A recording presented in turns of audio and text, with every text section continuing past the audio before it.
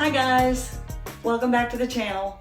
I'm Lisa, and today I wanted to touch on some things that have been on my mind this Memorial Day weekend. Memorial Day is when we honor Americans who have served their country through military service. As many as 30% of all vets that have served since 9/11 have some form of PTSD, and many of those cases are disabling. We ought to be helping our vets heal, but we're not doing a great job of that. Far too many of those vets who have service-related PTSD end up being the victim of illegal discrimination. And I've heard enough horror stories from you guys to know that this is happening way more than it should be. In the description, I've linked to an article by NIH on how many different ways vets with PTSD are treated unfairly. It's staggering. Now, if you're a veteran watching this, first I want to say thanks for your service and your sacrifice. And I've also put a link in the description to some resources at EEOC that you guys might want to check out. Thought number 2, fighting discrimination is a form of public service too. When I first won my claim against NASA, I shared about it in the FedSoup forums, and a lot of the regulars thanked me for fighting. A couple of them told me that I'd done my country a great service, a comment that I didn't understand at all. In my mind, I was fighting for my rights and my self-respect.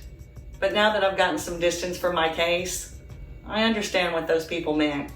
Every one of us who fights and wins our discrimination claim has done something to reinforce and preserve the rights of all protected workers. So even though our motives may have been personal, our fight is still an act of service.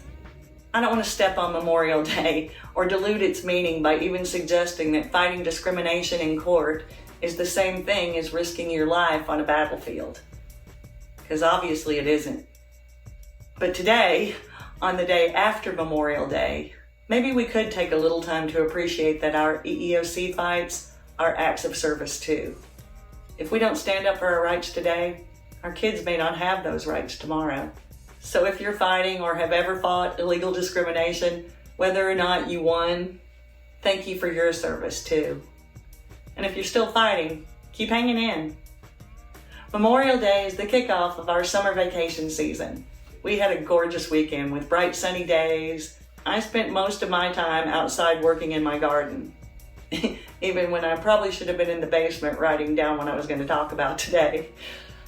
But every so often, we have to take a little time off to relax and enjoy being alive. Discrimination can be really traumatizing, and so can fighting back. It's hard work that requires a lot of drive and focus. But don't forget that it can take years to resolve these claims. Sometimes the pace of this process is frantic, and it's all we can do to keep putting one foot in front of the other. So in the slow spaces between the crises, it's important to slow down and get some rest. Soak up the sun, laugh a little, eat some good food, listen to some good music, or whatever you do to relax. This fight is hard.